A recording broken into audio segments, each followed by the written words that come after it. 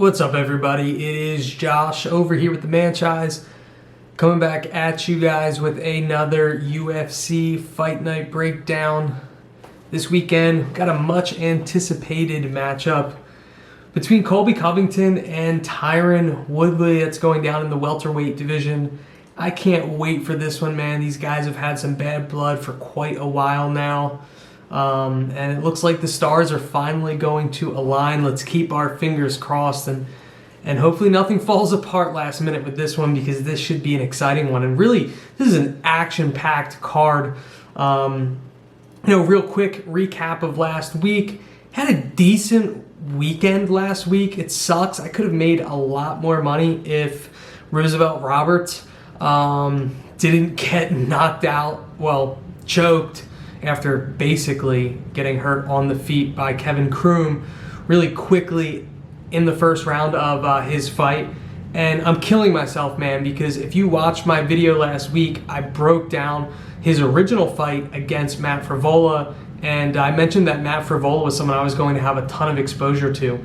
And, last minute, Frevola gets pulled off the card, short notice replacement in Kroom. And what I did was I went back a bunch of my lineups and got Roosevelt Roberts in those lineups. It ended up costing me. Now, it's all good because I wouldn't have had any exposure to Kroom anyway, so I wouldn't have been in any ideal, optimal lineups. With that being said, the lineups that I stayed away from Roosevelt Roberts, lineups where I had some of that exposure to Sijara Eubanks and Roxanne Modafferi, two girls that I talked a little bit about last video. I did pretty well in those tournaments. Basically broke even this past weekend, which, it sucks, really because of Roberts. Anyway, this weekend, we're going big this weekend. We're definitely going big, and with 14 fights, I believe there's 14 bouts scheduled. I am going to be actually 15 fights at this point. 15 fights to break down, so we have a lot to go over today. And I can't wait, man. I can't wait to get in on some DFS action this weekend. So let's start at the top, which is the main event between Colby Covington and Tyron Woodley. And because there's so many fights on this card, just real quickly, I'm not going to get into as much detail as I typically do, which is okay. I mean, these videos are an hour long, and most of the people tuning in, they just want to see what my DFS views are. But let's talk about this Colby Covington and Tyron Woodley fight going on in the welterweight division. Last time we saw Colby Covington in the octagon was 9 months ago, where he was knocked out by Kamaru Usman in the 5th round. And going into that 5th round, man, it was a back and forth fight. Just both these guys were landing an extraordinary amount of significant strikes. Kamaru was the better man. I think their wrestling negated each other, and I think we'll see that again here with Covington's fight against Woodley. And it became a back and forth slugfest, and Usman's chin proved to be a little bit better than Colby's. In fact, Colby's jaw was broken, and he still went out there and was taking shots to the jaw, which is crazy. Colby Covington is a beast, man. Whether or not you like him for his antics outside of the octagon, his political views, you have to recognize how good this guy is. I mean, he probably has the best cardio of any fighter in the UFC. Super impressive. But yeah, before that fight against Usman, man, victories against Robbie Lawler, Dos Anjos, Damian Maia, Dong Hyun Kim. You name a welterweight, man, and Chaos has really not only racked up some nice victories in that division, but up into the Usman fight, he looked unstoppable in the UFC. And it's not like he was going out and finishing these guys. It was just that constant pressure, being in your face, the level changes, takedown attempts, clinch, grappling, and then the boxing work. He doesn't really throw big bombs. It's just more volume, jabs. It's very similar to a Max Holloway style. On the flip side, we have Tyron Woodley, 19-5-1, coming off of back-to-back losses. He also lost to Kamaru Usman, and he lost to Gilbert Burns. that Kamaru Usman fight, well, let's take a step back. Before I get into the Kamaru Usman fight, let's take a step back to the fights that he had against Wonderboy and Damian Maia. So he fought, Tyron Woodley, former champion, had 2 fights against Stephen Thompson. Both of those fights were relatively uneventful. I know Woodley had a knockdown late in the first fight, I believe, which really, in my opinion, was the only round that he won. But it was also the only round where there was any significant damage. Like, I want to pull up the stats on that fight because they're crazy. For a fight that went 25 minutes, the distance, against Stephen Thompson. And again, it was a draw. He landed 61 significant strikes. The next fight, he wins by unanimous decision, even less volume, 54 significant strikes. Then he goes out and fights Damian Maia. That goes the distance. 57 significant strikes in 25 minutes. So the writing was kind of on the wall. The thing with Woodley, though, he's got great wrestling, very hard to take down, and he's got that powerful right hand that can put anyone to sleep. So in a fight against another striker like Stephen Thompson, he's trying to avoid that right hand. In his fight against Maia, well, he doesn't want to strike with him at all. He's trying to take Woodley down, and Woodley's stuffing every takedown attempt. So, styles make fights, and I understand why those fights were a little bit boring. But, before that, when he was knocking out Robbie Lawler, knocking out Dong Hyun Kim, he just had some fights in the UFC where this guy looked like a complete stud. And in fact, I remember watching that Robbie Lawler fight, man, and when he finished him real quickly in round 1, it was amazing. But we haven't seen that from Tyron Woodley, right? Like, he did have the submission victory over Darren Till, and that really was a result of him doing some damage, landing a big shot on Till. But outside of that, if you look at his most 5 recent fights, he's not the Tyron Woodley of old, especially in his last 2 fights against Kamaru Usman and Gilbert Burns, both of which went the distance, 25 minutes, and Tyron Woodley was unable to secure a takedown in either of those fights, and he landed 34 strikes against Usman, 28 strikes against Gilbert Burns. So, with that being said, Tyron Woodley's now 38 years old. He is past his prime. And though he does have knockout power, we really haven't seen it as of late. And I think he's going to have trouble. There's no way he outpoints Colby Covington. The only way he wins this fight is if he knocks out Colby Covington. We've seen Colby Covington knocked out once, and it was in his most recent fight. But he also took close to 200 significant strikes to get him out of there. We're not going to see that number from Tyron Woodley. I think Vegas agrees with me, which is why the odds are the way they are. Colby Covington's minus 345 as it currently stands. Tyron Woodley is plus 285. I think Covington is the bet here. Could the knockout happen? Maybe. I don't expect it to. I think Covington I think we're going to see Colby Covington versus Robbie Lawler 2.0. Go back and watch that fight. That's going to give you a breakdown or a showcase, a little sneak peek of what I'm expecting this weekend. When it comes to DFS, how do you not like Colby Covington here? I mean, let's just look at his most recent performances. In the loss against Usman, where he was knocked out, he still landed 143 significant strikes, 72 points. And he was priced down at 7,300 because he was a big dog in that fight. He put up 170 fantasy points against Robbie Lawler, 121 against Dos Anjos, 74 against Maia, 137 against Barberena, 124 against Griffin. I mean, this guy, he's a lock to land probably triple-digit significant strikes, and generally he's able to mix in some takedowns. I don't know if we'll see that against Tyron. Tyron does a really good job preventing takedowns and really fighting off of his back foot and using that cage to his advantage. But I expect this fight goes the distance, all 5 rounds, at least 150 significant strikes from Colby Covington. and I think he has a massive fantasy performance. For Tyron Woodley, this is a fight you're targeting, right? It's the main event, and Tyron Woodley's priced down all the way at 6,900. I expect him to have a massive amount of ownership because this week's card, there are not a lot of great options. I won't have a ton of Woodley because I think it's kind of a chalk play.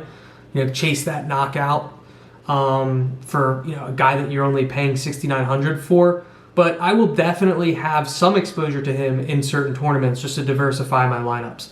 I don't think it's going to happen. I don't think it's likely that he knocks out Covington, but if he does with that 6,900 price point, especially if it comes early, he'll probably end up in the optimal, so you can't ignore that. The other thing that I want to talk about here is main event fight. I always mention this. Is this a fight that we're stacking? Manchai says no. Don't stack this fight just because we don't see enough output to justify stacking this fight from Tyron Woodley. In order for this fight to make sense, basically we would need Colby Covington to go out in the first 3 rounds, and this fight only makes sense as if you think Woodley's going to get a finish later in the fight, and you're also hoping that it's kind of like a Hail Mary finish and Covington racks up a ton of significant strikes beforehand. I think as this fight goes on, it's less likely that Woodley, a guy that has a suspect gas tank, is able to finish Covington. So I will not be stacking this fight. I would advise you to follow my direction on that, my directions for that. But I will have a ton of Covington and a little bit of Woodley sprinkled in. So we'll move on to the co-main event. It's a co-main event fight between Donald Cowboy Cerrone and Nico Price. We'll be a little bit quicker with the breakdown on this one. Cowboy has strung together 4 losses in a row. Knocked out by Tony Ferguson. Knocked out by Justin Gaethje. Knocked out by Conor McGregor. And then a fight that went the distance versus Anthony Pettis. You got to go all the way back to his decision victory over Al Iaquinta last time he picked up a W in the UFC. For Nico Price, man, he's just traded back and forth. Win one, lose one, win one, lose one. Most recent fight, doctor stoppage. Took a pretty ugly shot to the eye from Vicente Luque, but he did knock out James Vick before that. The fight before that, he was knocked out by Jeff Neal. The fight before that, he knocked out Tim Means. So here's the thing, man. This should be an exciting fight. Nico Price is an exciting fighter. He's scrappy. He's a good striker. His defense worries me a little bit because he is willing to take one to give one. But he's also scrappy on the ground. He's not a guy that you can easily keep control of on the ground. And I mean, we saw that up kick against James Vick. That was just absolutely vicious. I like Nico Price, man. And I like him in this spot here as well. Just because Cowboy, again, similar to Woodley, man. Just Cowboy hasn't looked like the same Cowboy. And he's now 37 years old. He's had so many fights in the octagon. It's just hard to keep that pace. And Vegas agrees with me here. I mean, Nico Price is minus 150. I mean, this is closer to a pick'em. Cerrone's plus 130, but I really like Price here. I think Price gets the job done. I think he finishes him. My only concern is Nico Price is definitely not on the level of guys like Ferguson, Gaethje, and Conor McGregor. But is Nico Price a better fighter than Anthony Pettis? At this point in their careers, I would probably argue yes, absolutely. If Anthony Pettis is fighting Nico Price today, I would side with Nico Price. So, and based on that information, I really like him here again. And I guess the only area that would be a cause of concern is I do think Cowboy has better jiu-jitsu, but Cowboy's not the greatest wrestler. He's able to use his jiu-jitsu during scrambles, and it's not like he's going to go, Cowboy's a kickboxer. He's not going to go in for a double leg and try to get this fight to the ground. If the fight goes to the ground, then that's where he'll rely on some of his jiu-jitsu skills. But I don't know if that will happen here. Cowboy's been knocked out in 3 of his 4 most recent fights, and I wouldn't be surprised if he was knocked out here by Nico Price. He's got a ton of finishes on his resume and throws hard. So when it comes to DFS, as you could suspect, I am big on Nico Price. He's priced at 8,500. That's fine for me. I mean, 73 points against Luque in a loss, 109 against Vic, 116 against Means. You know, he had those 2 vicious losses to Razak Al Hassan and Jeff Neal where he was finished in both of those. And numbers weren't great there. But, I mean, this is a guy that he's going in for the finish. So this is a fight, again, that you want to target. And I'll be siding with Nico Price. I think Cowboy, fan favorite, priced down at 7,700, is a guy that I would expect, similar to Woodley, to get a lot of exposure to. I don't want anything to do with him. And even if Cerrone wins this fight, like I won't be upset that I didn't have exposure to him because I think there's some better fighters in that price point that just make more sense. But yeah, I mean, I'm going to have a lot of Nico Price and very little, if not none, of Cowboy Cerrone. Next fight on the main card here is a fight that I am definitely looking forward to, taking place in the 185-pound division between Khamzat Chimaev, my boy, you heard about him from me first, and Gerald Meerschaert. Khamzat Chimaev, man, 2-0 in the UFC thus far and has looked unstoppable, man. Is this guy the next Khabib? Is he better than Khabib? Maybe. I think his striking's better than Khabib. Undefeated and just finishing everybody. Amazing grappling skills, really slick jiu-jitsu skills, solid striking. I mean, this guy can finish you from anywhere, standing, if it goes to the mat. Gerald Meerschaert, UFC veteran at this point, 2-3 in his 5 most recent fights, has victories over Deron Winn and Trevin Giles, losses to Ian Heinisch, Eric Anders, Kevin Holland. Here's the thing with Gerald Meerschaert. Gerald Meerschaert he's a good fighter, but he's not an elite fighter. He struggles with top-level competition. I mean, if you look at his resume, I'm just going to pull it up here. What is his most impressive victory in the UFC? For me, it would be Trevin Giles, who doesn't have a ton of UFC experience and didn't at the time that he fought Meerschaert. So, I mean, his victories are over Deron Winn, not a UFC fighter in my opinion, Trevin Giles, Oscar Pichota, who's got no chin and no jiu-jitsu skills, Eric Spicely, no striking ability whatsoever. Every time that this guy has fought tough competition in the UFC, he's lost. Knocked out by Thiago Santos. Choked out by Jack Hermanson. Knocked out by Ian Heinisch. And then, of course, he had 2 fights that were a little bit close against Eric Anders and Kevin Holland that went the distance, and he lost those fights. So, you know, one of the things that I've been seeing is that, like, oh, this is going to be a giant step up in competition for Chimaev. Like, we'll get a good read on him here. I don't think so. In fact, I would be willing to argue that Rhys McKee, who Chimaev fought in his most recent fight, is going to have a more illustrious UFC career than Gerald Meerschaert. Just putting it out there. I'm not a big Gerald Meerschaert guy. Vegas odds, I mean, there's not a lot of money to win on this one. Chimaev minus 390, which is crazy, but, you know, this to me is a shoebox bet, man. Take your life savings, put it in a shoebox, put it outside on your front doorstep, underneath your bed, and all you have to do is wake up the next morning and you open up that shoebox and you're going to see some additional money in there. I think it's that big of a lock. I love Chimaev here. For DFS, I'm going to have the ultimate amount of Chimaev exposure. I mean, it's simple. He's priced all the way up at 9,400.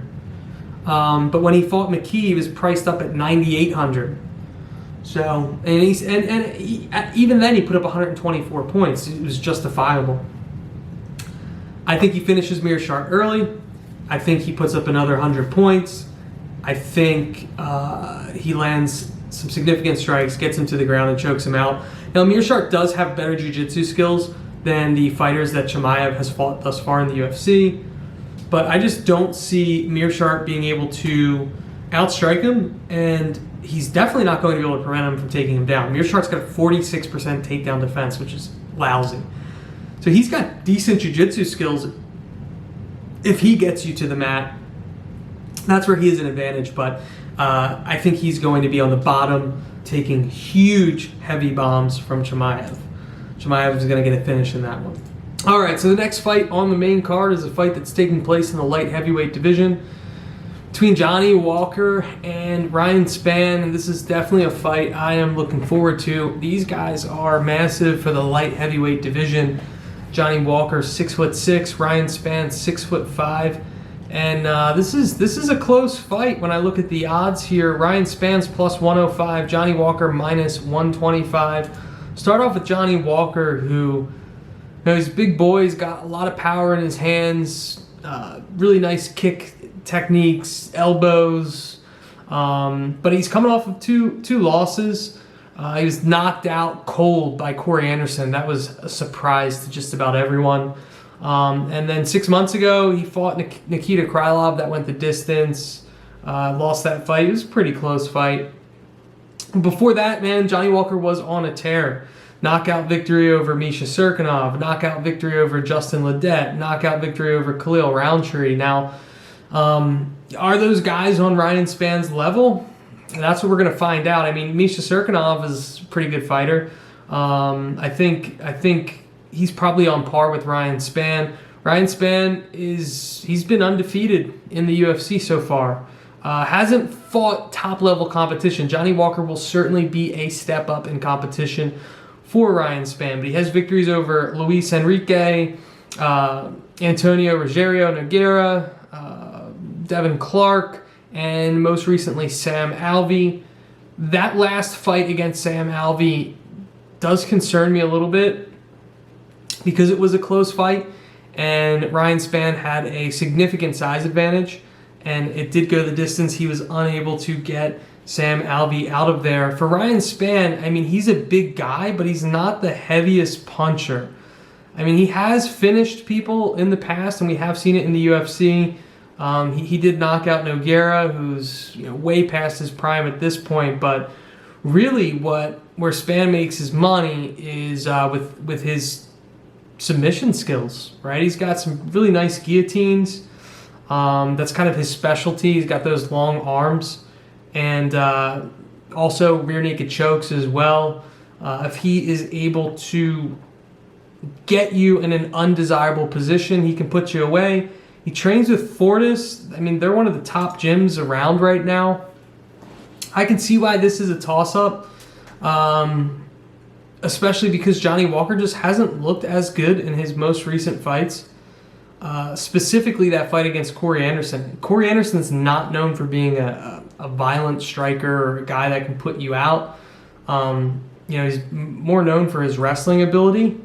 And he was able to dispose of Johnny Walker pretty quick. So there are some concerns about Johnny Walker's chin.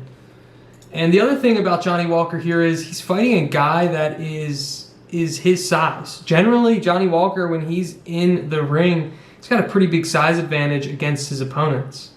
Corey Anderson, Khalil Roundtree, Justin Ledet. Like, Walker's generally has a very big reach advantage and also a height advantage as well, and we're not going to really see that here in this fight. He's about an inch taller than Spann, but they have about the same reach. So this is a tough one. I'm going to lean with Ryan Spann here because I don't have faith in Johnny Walker's chin.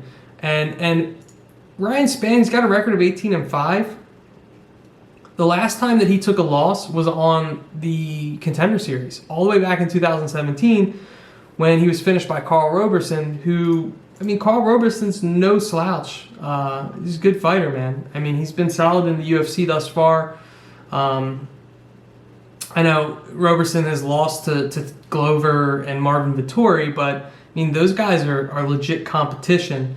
I think as long as this is what it comes down to. I trust Ryan Spann's chin more than I do Johnny Walker's at this point.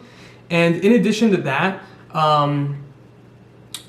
Johnny Walker, he's just a striker by trade. Like, I'm pulling up his resume. He's got one guillotine choke victory. The only submission on his resume. Now he's been subbed once by Klidson Abreu, another UFC fighter, all the way back in 2015. So I'm going to give the jiu-jitsu edge to Ryan Spann in this fight. I think if he lands clean shots on the chin, he could get Johnny Walker out there as well. But it's not a bet I'm confident in because it could really go either way. When it comes to DFS, I like Ryan Spann at his 7,900 price point. For me, this is a fight I want to target because both these guys are finishers. And I will have exposure to both of them. So in top-heavy lineups where I have Chimaev exposure, Covington exposure, Spann is a nice guy that I can partner up with one of those high-priced guys. In fights or in cards where I'm not going to go as top-heavy, I'll probably have a little bit of exposure to Johnny Walker because at 8,300, man, I mean, if he can secure a victory like we saw in his first 3 fights in the UFC where he put up 100 points in all of those fights, then that is something that I want to have some exposure to. So a little bit of exposure to both these guys, probably lean a little bit more to Ryan Spann. Move on to the next fight on the main card here, which is a fight between Mackenzie Dern and Randa Marcos in the strawweight division. Mackenzie Dern 8-1, really a prodigy at this point in the UFC. Amazing jiu-jitsu skills and pretty heavy hands as well. She just subbed Hannah Cifers 3 months ago, and it was a quick turnaround after she actually had a baby, which is pretty crazy. She is 3-1 in the UFC so far. She also has victories over Ashley Yoder and Amanda Cooper. Her one loss was to Amanda Ribas, which at the time, that was a little bit shocking, but we've seen that Amanda Ribas is a beast, so, you know, I mean, it happens, right? It happens. Like, you're going to fight tough competition in the UFC, and sometimes you're going to come out on the wrong side of things. For Randa Marcos, 10-8 record, and, I mean, she's a UFC veteran at this point. She's fought a lot of good competition in the UFC, and that explains why her record is the way it is. I mean, if you just go down the list of fighters that she's fought, Tisha Torres, Felice Herrig, Rose Namajunas, Jessica Penne, Karolina Kowalkiewicz, Courtney Casey, Carla Esparza, Alexa Grasso, Angela Hill, Claudia Gadelha, Amanda Ribas. They have a common opponent. She's fought a lot of people. So that record, though it's not great, it's not indicative of how talented of a fighter she really is. And she's a tough out. I mean, if you look at her resume, the last time she was finished was to Courtney Casey in 2016. She lost via armbar. But most of her fights go the distance. She was also subbed by Rose Namajunas, Kimura. But those 2 fights really stand out to me because if Dern gets this fight to the mat, it's over. She will sub Randa Marcos.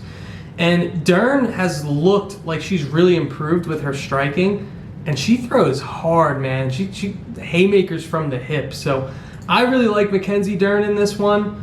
Vegas agrees. She's a -165. I think this is one of those fights where it's probably the best value on the card if you're going to bet a favorite, because Dern at -165 to me is just makes too much sense. She's just too many tools. She could land some significant strikes, sub her on the mat. I mean, I really like Mackenzie Dern here. When it comes to DFS,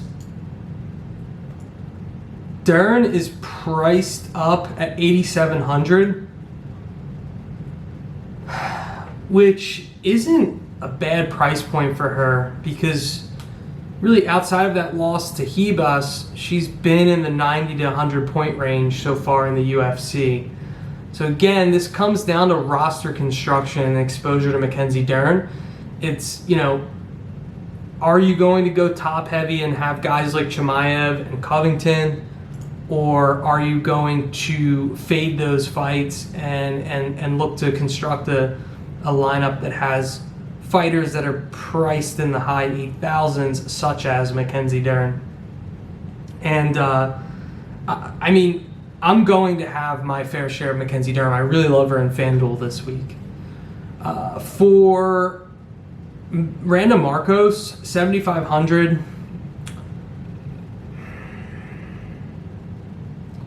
Don't love her. Because Randa Marcos, where she does have good performances in the UFC is when she makes the fights a little bit scrappy and she's able to get fights to the mat, and we're not going to see that in this fight. She does not want to take Mackenzie Dern to the ground. She's going to want to keep this standing, and she's not the highest output volume striker.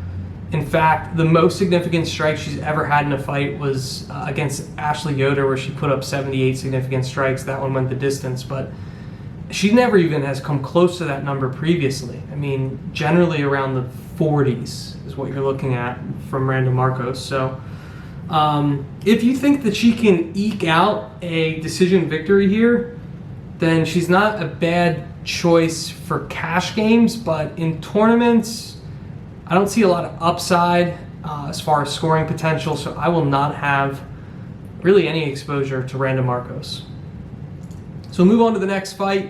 Last fight on the main card. Kicking things off is a fight in the middleweight division between Kevin Holland and Darren Stewart. Both these guys making really quick turnarounds. We'll start with Kevin Holland, who's got a record of 18-5, coming off of a knockout victory that was just beautiful. It was really patient against Joaquin Buckley. Also has a knockout victory over Anthony Hernandez. I mean, this guy is 4-1 in his last 5 UFC fights. He's a really well-rounded fighter. He's got good submission skills. He's hard to take down because of his length and size. And then he has solid striking ability as well. He's able to finish his opponents. For Darren Stewart's an interesting guy, right? He's got heavy hands. He's actually shown as of late that he's got decent offensive wrestling. He does have trouble preventing the takedown. We saw that about half a year ago on the Cage Warriors headlining fight where he was just taken down repetitively by Bartosz Fabinski. But, I mean, if you look at Darren Stewart's resume, let's look at his most recent losses. Fabinski, Shabazian, Julian Marquez, Carl Roberson. I mean, all those guys are legit fighters in the UFC. But if you look at his victories, Maki Pitolo, Deron Wynn, Bevan Lewis, Charles Byrd, Eric Spicely. I mean, Charles Byrd, he's done. He's retired. Bevan Lewis, I mean, that was a pretty impressive victory. Deron Wynn stinks. Maki Pitolo hasn't been great in the UFC. This is a statement fight for Darren the Dentist Stewart here.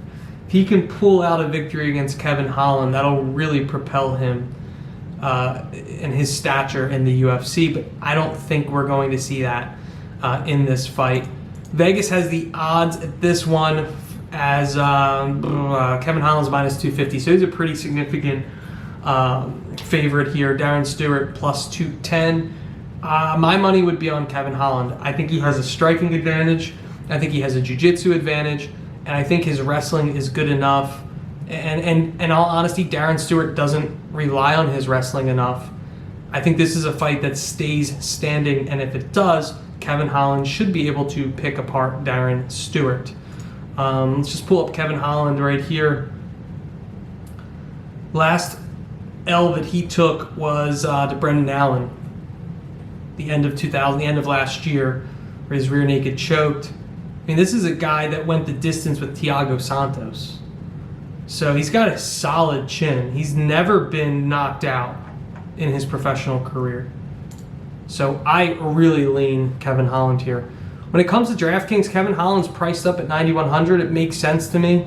Coming off of 2 big performances, eclipsed the 100-point mark in both of those.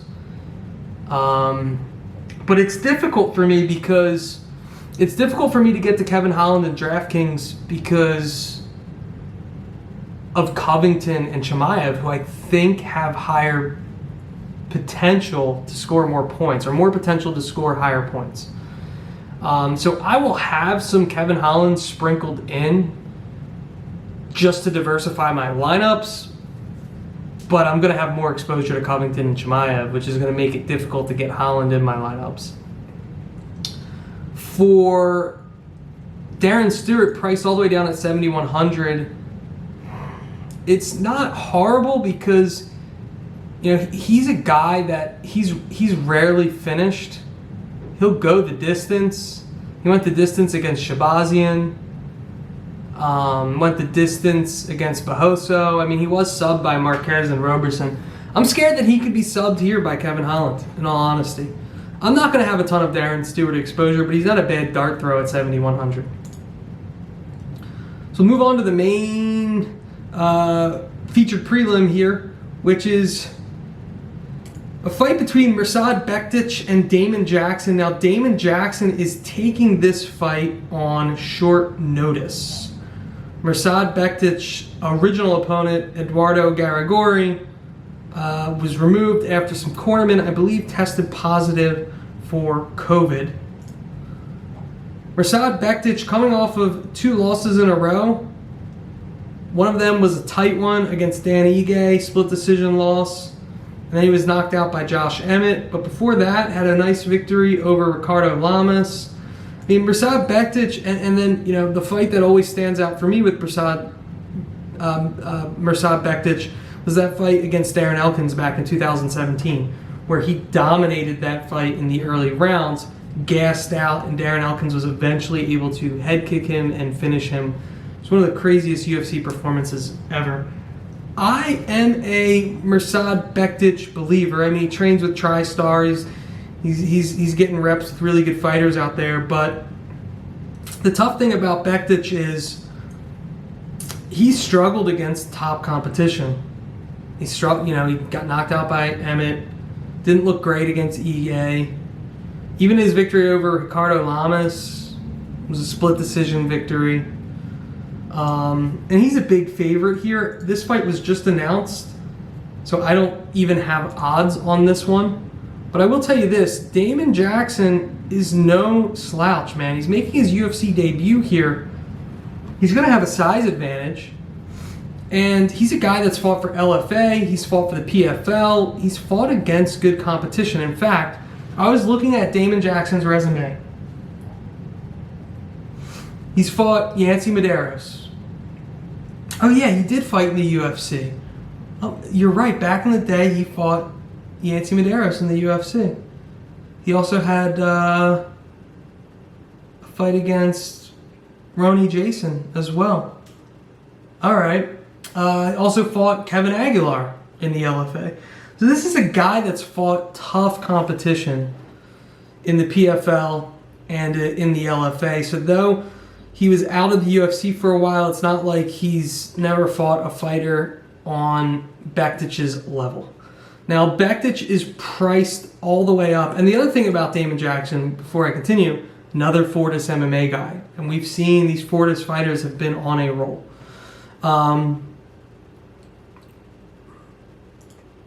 Damon Jackson has really good submission skills. They call him the leech because if he's able to control you, he's going to sink in a rear naked choke.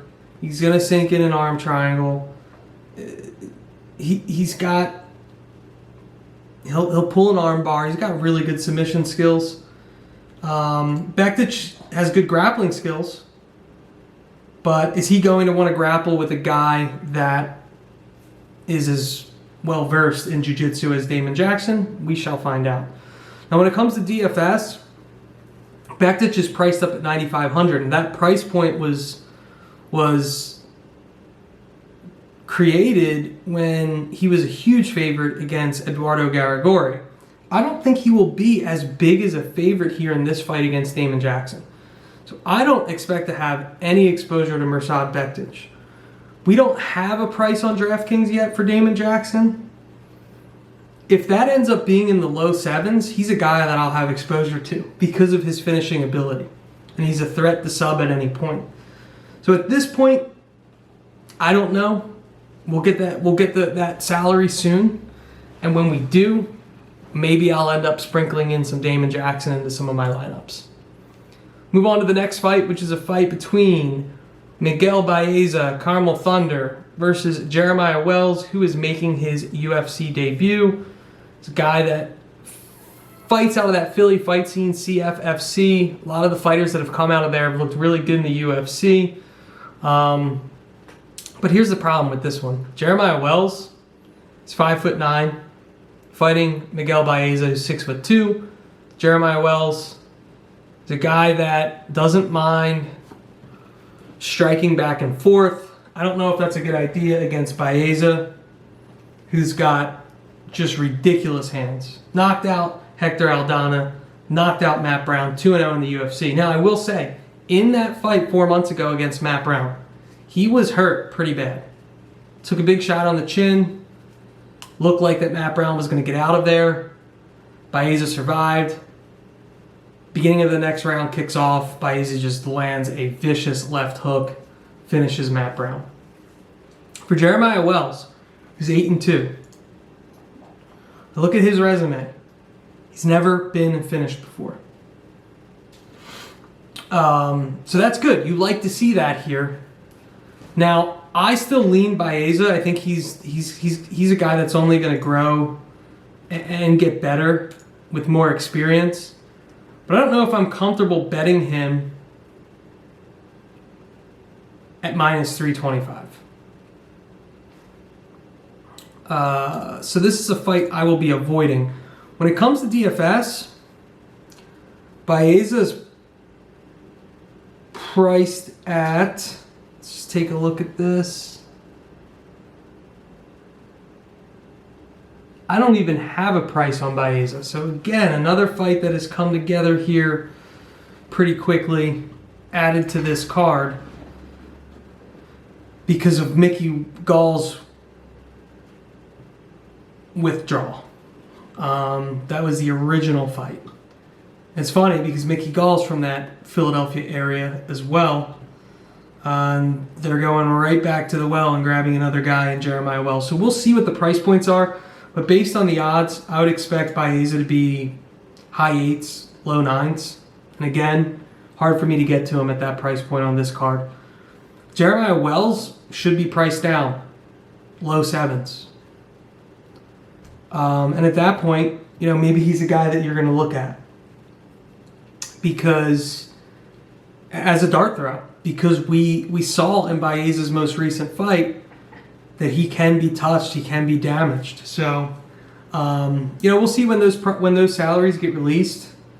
Might have a little bit of Wells, probably not too much of Baeza. Maybe just to diversify my lineups, I'll have a lineup or one or two lineups with Baeza. Because it is a fight. These guys will throw. These guys have a bunch of finishes on their resume. So, it's a fight that you probably want to have some exposure to. So move on to the next fight, which is taking place between Jordan Espinosa and David Dvorak. These guys will be fighting at 125 pounds bantamweight. Dvorak has fought at flyweight, so he's dropping down. Makes sense. He is only 5'5". Jordan Espinosa, we'll start off with him. He's 15-7. In the UFC thus far, he's 2-2. Victories over Eric Shelton, Mark De La Rosa. His losses came to Alex Perez, Matt Schnell. Both those losses subbed, and subbed early. So there's obviously some holes in Jordan Espinosa's game. He's a guy that's a striker by trade. We've seen that when the fights go to the mat, he's going to struggle. Pull up his resume, 15-7, as I mentioned. Look at his losses. He's been subbed 4 times. So 4 out of the 7 losses have come to via submission. For David Dvorak, 18-3. 1-0 in the UFC thus far. Had a victory over Bruno Silva that went the distance. I look at David Dvorak's resume. He does have some submission victories. Arm bars, rear naked choke. So we're seeing some good submission skills. But I've watched David Dvorak. He's a guy that's going to prefer to keep the fight standing as well.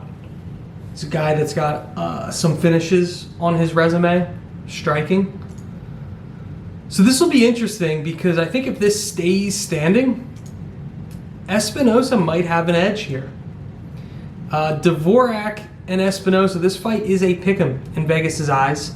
It's minus 110 apiece. This is a fight I would probably slightly lean Espinosa, but it's not one that I'm confident in betting. Comes to DFS, as you can imagine, pick'em fight. This is your 8,200, 8,000 over at DraftKings. Dvorak's 8,200, Espinosa's 8,000. Not a fight that I am going to have a ton of exposure to. It's just not. We haven't seen Espinosa finish anybody in the UFC. We haven't seen Dvorak finish anyone in the UFC. Now, I know he's only had one UFC fight, but Bruno Silva's not the toughest level of competition that you're going to face in the UFC. Yeah, I mean, maybe if to me, if you're gonna play someone in the high 7s, low 8s, I like Spann better. I like Randy Costa better, which we'll talk about.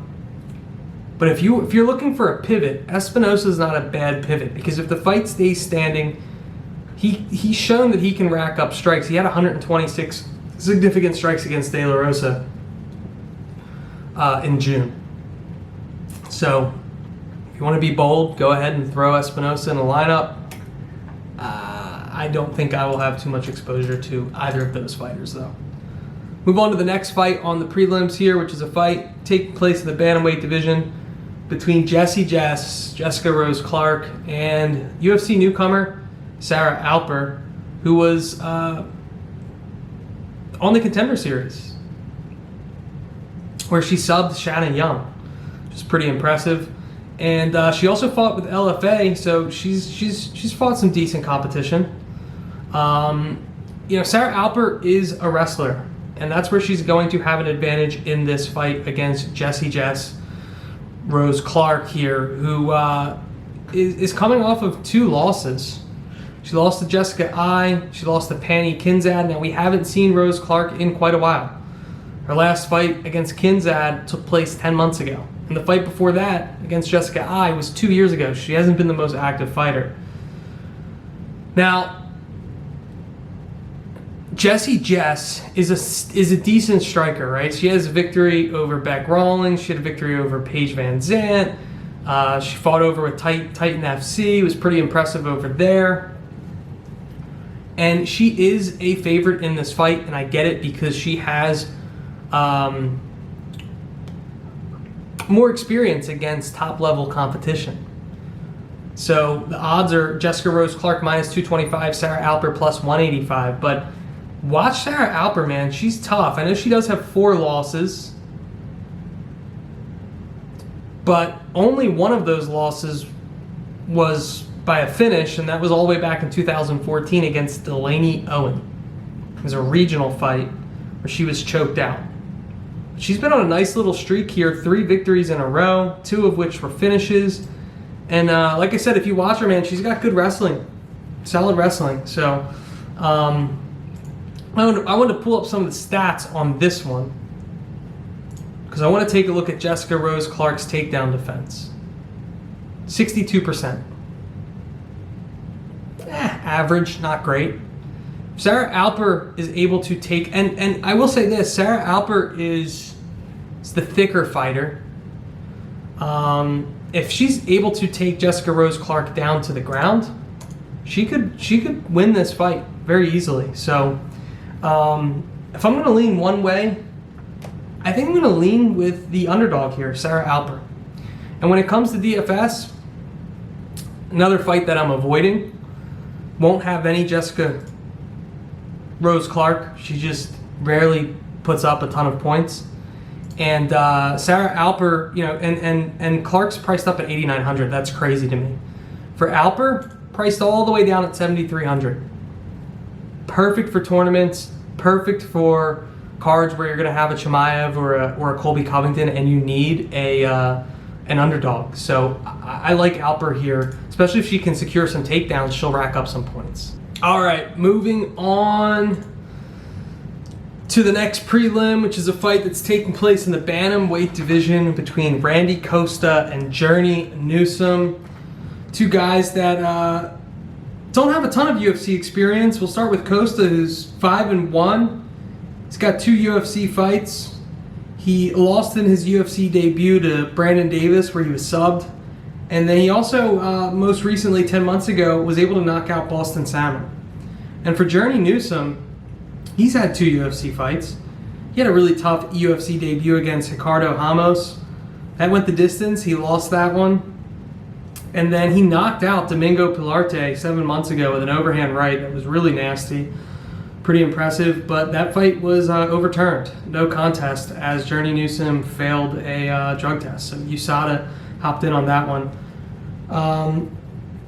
The interesting thing for me in this fight is that Randy Costa is an underdog. And I'm just looking at the odds here. Costa is plus 115. Journey Newsom is minus 135.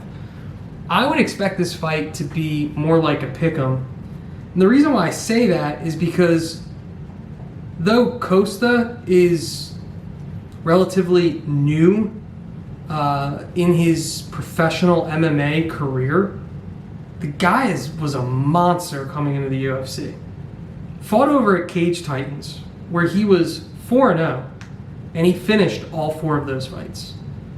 So he's 5-1 with a 100% finish rate. Gotta love seeing that if you're a DFS player. Journey Newsom, he's another guy that can rack up some finishes. So though his record is, I believe he's 7-3. No, 9-2. I apologize. 9-2. Journey Newsom has some finishes as well.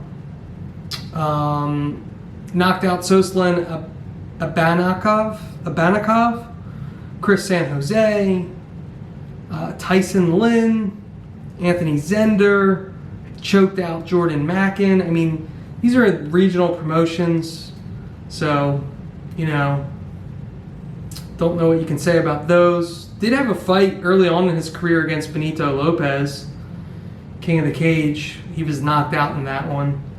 But Newsom is he's not bad. I mean, as an amateur, he fought Ricky Simone and went the distance against him. So this is an interesting fight. One of the things that I want to point out in this fight is Randy Costa is the much bigger fighter. He's going to have a 4-inch height advantage. He's going to have a 6-inch reach advantage, which is crazy to me. Another reason why I'm surprised Costa is the underdog here. This is a fight that I'm going to lean Costa just because he's got heavy hands, man. He's young, hungry, 26 years old, has looked impressive. Fights out of low zone mixed martial arts. He's getting some good training there. Yeah, I really like Randy Costa in this fight, but you cannot.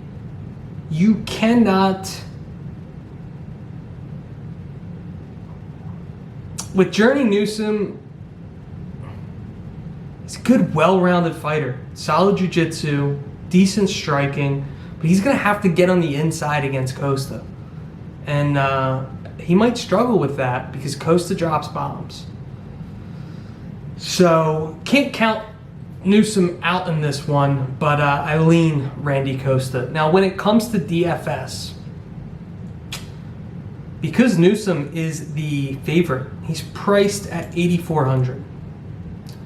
Going to be difficult for me to get to too much of Newsom, but this is a fight I definitely want to target. I want to target because both these guys can finish their opponents, and because It's basically a pick 'em. They're both priced very reasonably. So I'm going to have a ton of Randy Costa, who's priced at 7,800. And I think he's going to be a very popular pick. But he's a guy that you want exposure to. But I'm also going to have a lot of Journey, not a lot, but I'm also going to have some Journey Newsom as well to kind of pivot. If he does get the victory and Randy Costa is high owned, then you want some exposure to Journey Newsom. So get some exposure to both those guys. I lean Costa. I'll definitely have more exposure for Costa, but I will have some lineups where I sprinkle in Journey Newsom. All right, breaking down the next prelim here.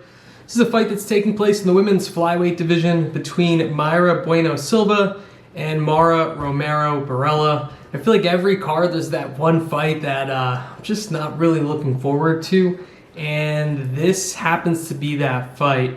Let's just come here with a different approach on this one.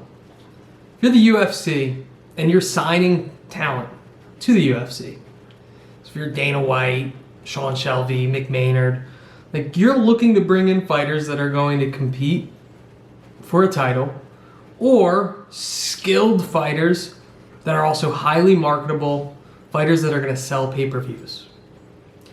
And I emphasize the word skilled because, you know, I don't want to go down that whole CM Punk path again. Guy, I guess, was marketable, but just did not belong in the octagon. So, and this is nothing personal against Mara Romero Barella, but does she fit into either one of those boxes? Absolutely not. She's never going to compete for a title. She's just not good enough. And I don't think she sells. I mean, is anyone tuning in to see Mara Romero Barella fight? I mean, she's 12-8 professional record, 2-4 in the UFC, 3 losses in a row, subbed by Courtney Casey, lost to Montana De La Rosa, knocked out by Lauren Murphy. Her victories, they've gone the distance. Split decision victory over Tyler Santos. She does have in her UFC debut a rear naked choke over Kalindra Faria. And I mean, she's been susceptible throughout her career, well, at least here in the UFC, to being subbed. Armbarred by Courtney Casey. I mean, she's just... You watch her fight, she's an aggressive fighter, but she doesn't excel in any areas, right? This is mixed martial arts. You either have to be really good and well-rounded, or you have to be dominant in a certain area, and she's neither of those. So anyway, she'll be going up against the 6-1 Mayra Bueno Silva, Shitara, who is 1-1 in the UFC. She did sub Jillian Robertson, armbar, in her UFC debut just 2 years ago. Pretty impressive. But she lost a decision 6 months ago to Marina Moroz. That one stayed standing. She couldn't get to the ground. Was unable to use those jiu-jitsu skills that we've seen her use in the past. And that's where she makes her money, right? Like 6-1, if you pull up her resume, armbar, ninja choke, which is crazy. That was on Dana White's Contender Series, but she's got really good jiu-jitsu skills. And this one is easy for me. Silva is like a minus 250 favorite. I'm going to pull up the numbers now. Minus 245. Barella's plus 205. I don't know how Barella gets it done. I don't think her striking is good enough. I mean,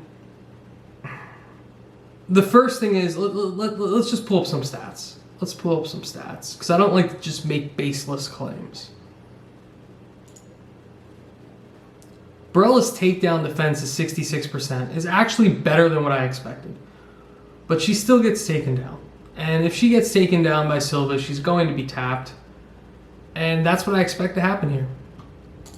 If she's able to keep it standing, I don't know if she's a good enough striker to have that much of an edge where she'd beat Silva in just pure striking.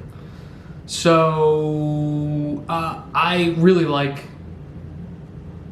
Silva in this fight. When it comes to DFS, Silva's priced up at 9K. She's crazy, but she's the ultimate pivot this week.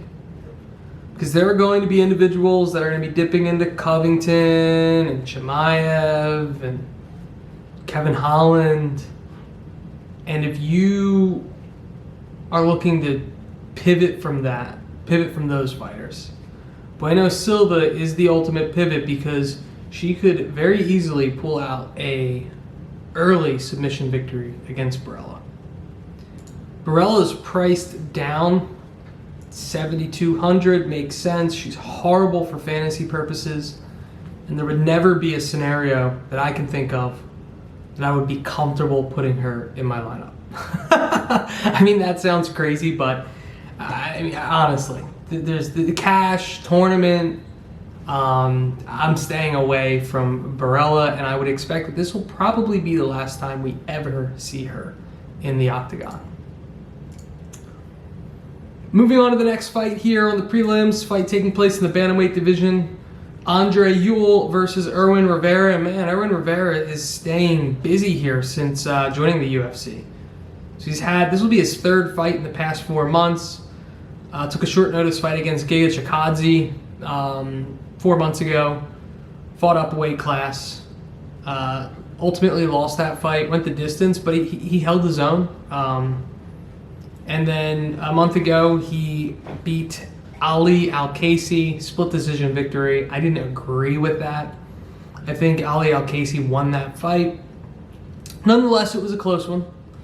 Andre Ewell, UFC veteran at this point, man, he's 3-2 in his last 5 UFC fights. Victories over Renan Barão, Anderson Dos Santos, and Jonathan Martinez. So some pretty solid victories there. Was knocked out, ground and pound to Marlon Chito Vera. Was subbed by Nathaniel Wood.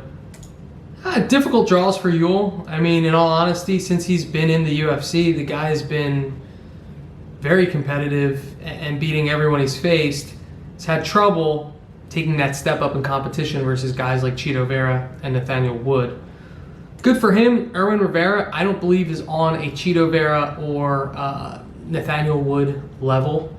But Erwin Rivera is just a tough guy, fights with a lot of pressure, likes to come forward, jump at you with some knees. Pretty decent hands for that 135-pound division.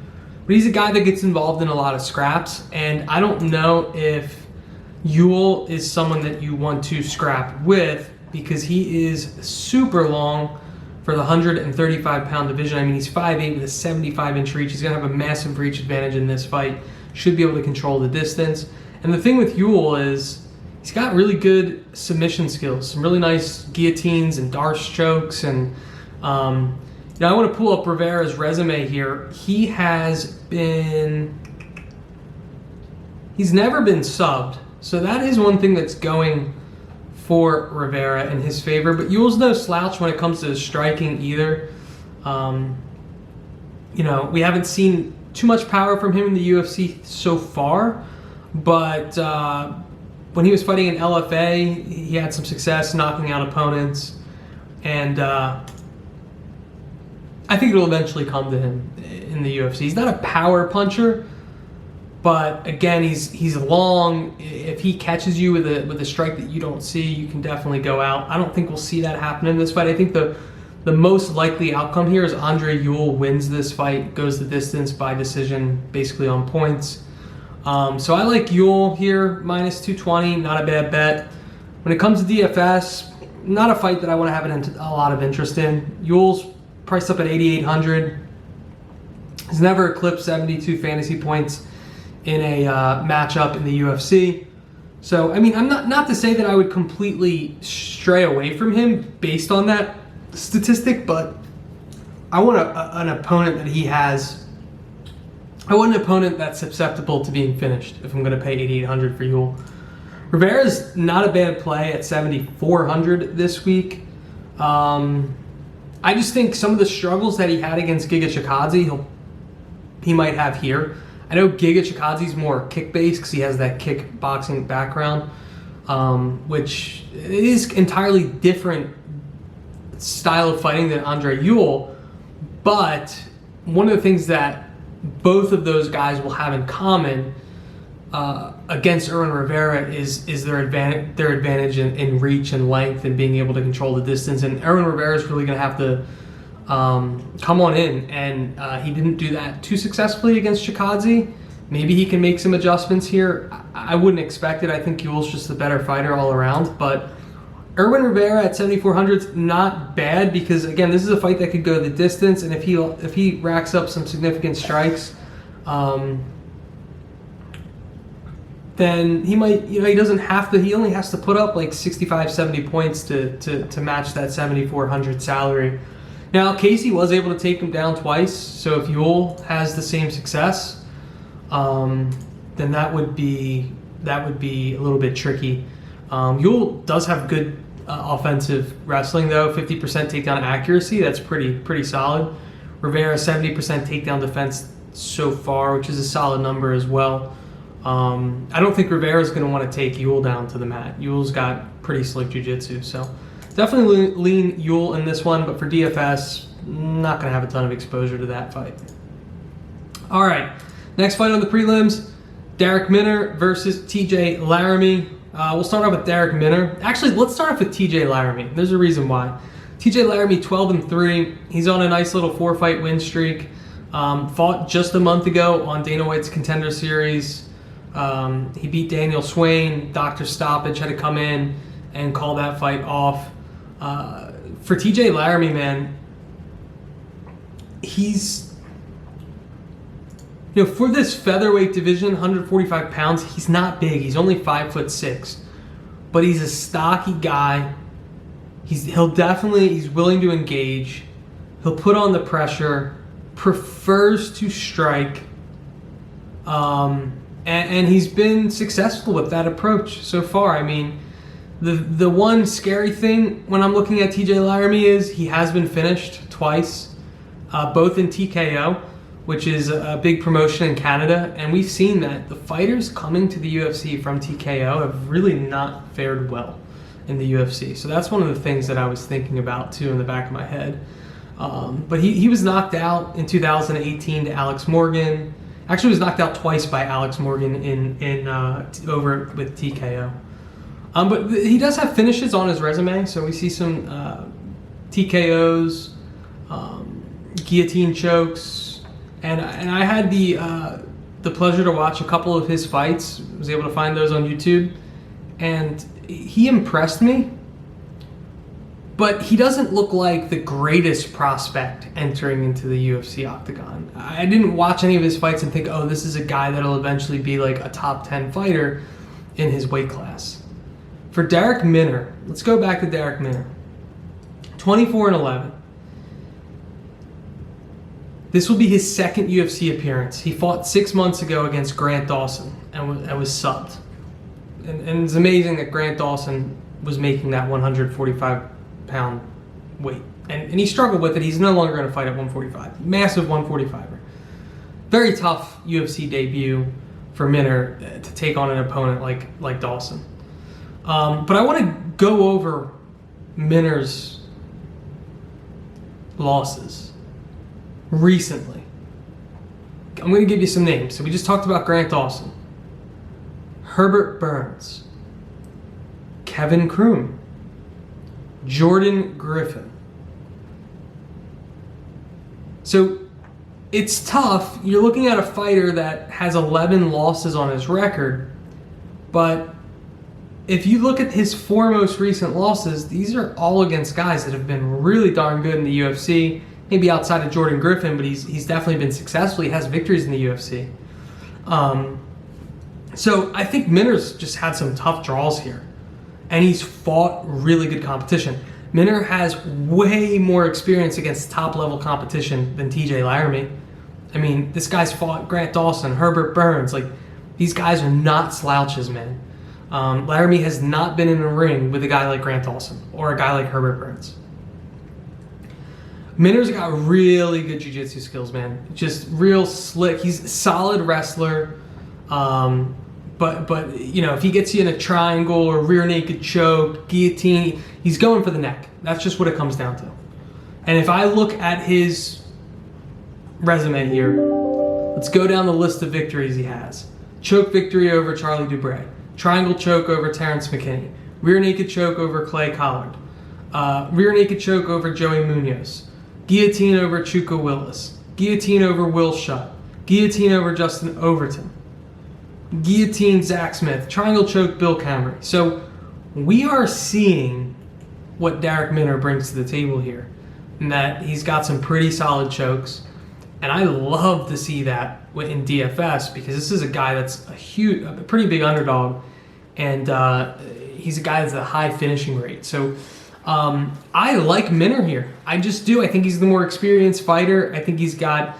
I think if this fight is stopped early, it would be a result of Minner subbing TJ Laramie. So, and I look at the odds, and they just don't really make a ton of sense to me. TJ Laramie minus 300. It's just crazy to me. So this is like a little lottery pick, right? Like just you can throw a little cash on Darrick Minner, maybe even take Minner by submission, and you're gonna get really solid odds. I would recommend it. So in DFS, as you would expect, I am all over Darrick Minner. He is one of the cheapest fighters on the slate at 7,000. And he pulls a sub, he pays up for it. And I think he's gonna be low owned as well. For TJ Laramie, I just need to see. I can't pay 9,200 for him. He's going to be super low owned. I think Bueno Silva is a better pivot play than him for that 9,000 price point. But obviously, if you're constructing your like cash lineups and stuff like that, like you're not paying for 9,200 for Laramie if you can get Chimaev at 9,400 or Colby Covington at 9,300. That just doesn't make any sense to me. And now I say that, and watch. Next weekend we'll be doing a recap, and I'll be like, damn, I needed more Laramie shares. But I just don't see it. I don't see him outscoring those top guys, so I will have no exposure to Laramie. I'll have a decent amount of exposure to Minner. He's the perfect underdog that you're looking for in these tournaments. More experienced. Is going to have a little bit of a height advantage, a sizable reach advantage, and high finishing rate, which is exactly what I'm looking for. So we'll move on to the first fight of the night, Tyson Nam versus Jerome Rivera. Start off with Tyson Nam. I talked about him in the last video and how much I loved him last week against Matt Schnell. That fight fell apart. Now he's paired up here, short notice fight against Jerome Rivera. And we talked a little bit last week about Tyson Nam. He's 19-11, great takedown defense, really good Muay Thai striking background, and he's struggled a little bit in the UFC. I mean, he is 1-2, but he's fought tough competition in Sergio Pettis and Kai Kara France, and against Matt Schnell, I was really confident in him. But anyway, here he is paired up against Jerome Rivera, who was on the Contender Series not too long ago. I think it was like 2 months ago. I was able to watch that. I was pretty impressed with Jerome Rivera. Won that fight by decision, but he really looks slick. And for a guy that's going to be fighting at 125 pounds, man, he's 5'10" with a 72-inch reach. So that's pretty sick. That's crazy to think about. But if you look at Jerome Rivera's resume here, he's got good jiu-jitsu skills, man. That's where he uses his length. That's where he utilizes his length. He's got mounted triangle chokes, arm bars, rear naked chokes. He's a guy that has some really slick jiu-jitsu, wants to get you on the mat and sub you from there. Now, his stand-up is decent. It's not exceptional. I think his reach and length really helps him, especially being that big for someone in the flyweight division. But Nam should really have the edge here when it comes to the striking, despite being disadvantaged from a height and reach standpoint. I just trust Nam's Muay Thai much more. And what I've always said about Nam is we haven't seen him taken down in the UFC so far. So I think that spells trouble for Jerome Rivera because, he's going to be looking to pull subs. I mean, we might even see Rivera. I wouldn't be surprised if this is a guy that pulls guard at some point through this fight and just try to get it to the mat. But I don't think it will occur. Tyson Nam's favorite in this fight. I want to pull up the odds. He's minus 170. Makes sense to me. I like him here at minus 170. 8,600 on DraftKings DFS. It's a little bit of a tougher pill to swallow.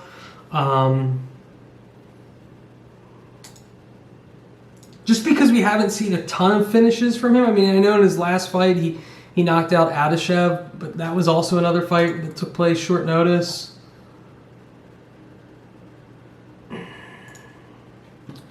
I could see myself getting to a little bit of Tyson Nam this week. A little bit of Tyson Nam. You know, if I have some of those mid lineups where I'm not going to pay up for Chimaev or Colby Covington, Nam would be a guy that I'd single out. I just don't love Jerome Rivera here in a fight that he's going to probably have trouble getting it to the mat. I think he'll be somewhat of a popular pick too because he has a big height and reach advantage, and that's something that people always pay attention to when they're constructing these lineups with underdogs. But I think there's better fighters at that price point. Like we've talked about Randy Costa. We talked about Sarah Alpar. I can't see myself getting to too much Jerome Rivera. All right, so we went through all of the cards. So now we're into the money-making segment. So let's take a look at the free lineup that I'm going to provide for you guys this week. Let's make some cash. Let's make some cash. All right, so 9,400, Khamzat Chimaev. Surprise, surprise. Lock him in your lineups. I'm going to keep going back to that well. Now this might surprise you. Colby Covington, 9,300. Hey man, gotta do it. It's going to make the rest of the lineup construction tough. But we're going to hit on some dogs. Nico Price, 8,500. I just think he's a great fighter for DFS, man. He's gonna hunt for that finish, and Cowboy has been finished a lot. That chin has been tested. That body has been tested as of late. After Nico Price, we are going to roll with Ryan Spann at 7,900. Talked about how Johnny Walker's chin has looked a little bit suspect as of late. Ryan Spann also probably has an advantage when it comes to his jiu-jitsu. Randy Costa, 7,800. This is a fight I'm targeting. Talked about that earlier as well. I want Costa or Newson in lineups. And Costa's 100% finishing rate. And then rounding out the lineup, Derek Minner at 7K, which we just recently hit on, man. Very high finishing rate, really good chokes and submission skills. Taking on a UFC newcomer. He's also going to have a size advantage. Love Minner this week. Lock him in your lineups. And as always, guys, I really appreciate everyone that tunes in. If you guys could like, subscribe, all that cool stuff. Share my shit on your Facebook, whatever it is. I really appreciate it. And stay tuned for next week. We got a big card to break down next week, baby. It's a pay-per-view.